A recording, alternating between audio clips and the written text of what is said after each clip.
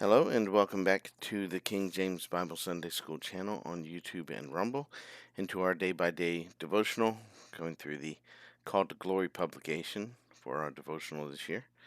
And today is April the 14th, 2026. April 14, 2026. And the devotional is from Psalm 61, verse 2. Psalm 61, verse 2. But before we go into the devotional itself, we're going to go through our daily Bible schedules, daily Bible reading schedules.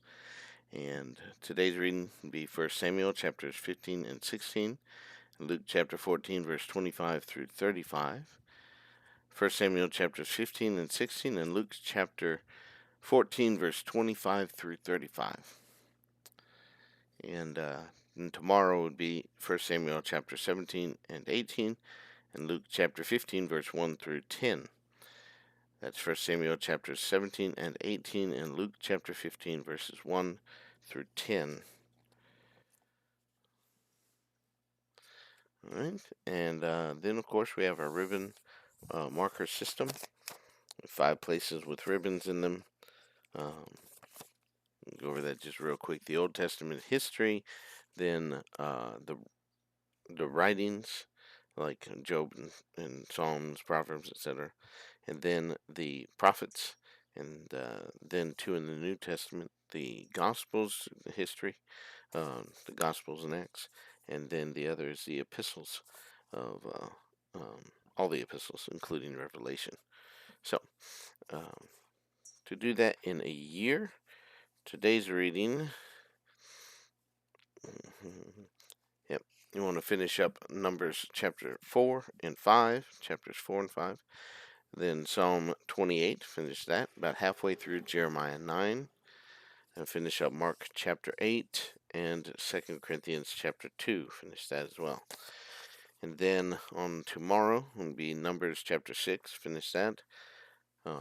Read Psalm 29 and about half of Psalm 30. Finish Jeremiah chapter 9, and then get about a quarter way through Mark chapter 9, and then read 2 Corinthians chapter 3. Alright, and then for a 6-month schedule through those ribbons, today's reading would be 1 Samuel chapters 13 and 14, Psalm 106 verse 23 through 48, Ezekiel 14 verses 12 through 23, for chapter 15 and chapter 16 verses 1 through 5. Then Luke chapter 22 verse 21 through 53, and 2 Timothy chapter number 1. So again, that's 1 Samuel chapters 13 and 14, Psalms 106 verses 23 through 48, Ezekiel 14 verse 12 through 23, chapter 15 and chapter 16 verses 1 through 5, and Luke chapter 22 verse 21 through 53, and 2 Timothy chapter number 1. Then on tomorrow will be 1 Samuel chapters 15 and 16, Psalms 107 verses 1 through 32, Ezekiel 16 verse 6 through 34, Luke 22 verses 54 through 71, and chapter 23 verse 1 through 12, and then 2 Timothy chapter 2 verses 1 through 21.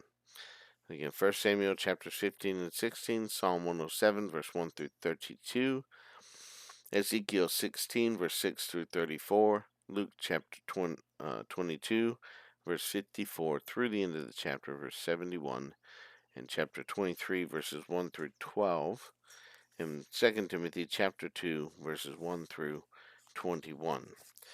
And then, of course, we have the reading of Romans. We're in the New Testament, 3 months through the New Testament epistles, most of them. Romans today, Romans chapter 14. Tomorrow, Romans chapter 16, or 15 rather. It popped into my head, and then I said, no, the next number would be, no. Romans chapter 14 today, Romans chapter 16 tomorrow. Back to our Call to Glory publication. In Psalm 60, get back to the day. It flipped my page. Well, I flipped it. Psalm 61, verse 2. Psalm 61, verse 2. From the end of the earth will I cry unto thee. When my heart is overwhelmed, lead me to the rock that is higher than I. From the end of the earth will I cry unto thee. When my heart is overwhelmed, lead me to the rock that is higher than I.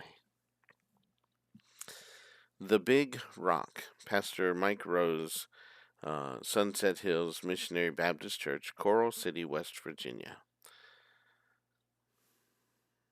The Big Rock. There is a landmark where I grew up as a child, a big boulder that sits beside the dirt road that leads to our house. Locals call it the Big Rock. People used to speculate how that boulder got there. It is 12 to 15 feet tall, and if you looked at it from one direction, it appears to be shaped like the image of a Native American head in full headdress.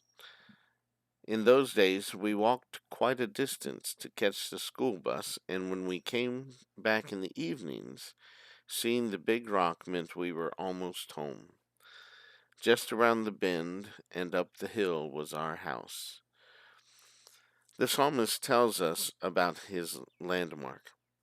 It's another big rock that stands high, higher than the fellow who is writing about it. He finds comfort in the rock, and he dwells on that rock when his heart is overwhelmed.